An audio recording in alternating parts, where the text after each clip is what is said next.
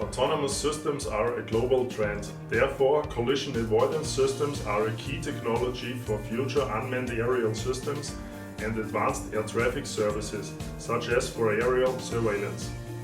Experts at the AIT Austrian Institute of Technology have developed an innovative vision-based approach enabling future unmanned aerial systems to observe and understand their environment in real time.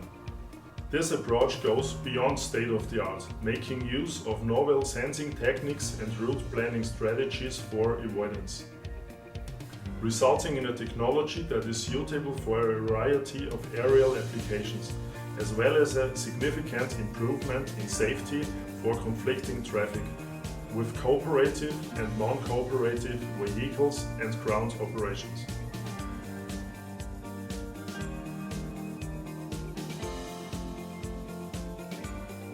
Diamond and the Austrian Institute of Technology developed such a system within this research program.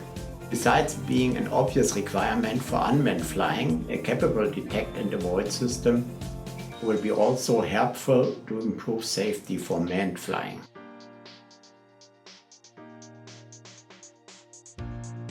This more reliable artificial pair of eyes will as well provide additional situation awareness of our pilots in the future.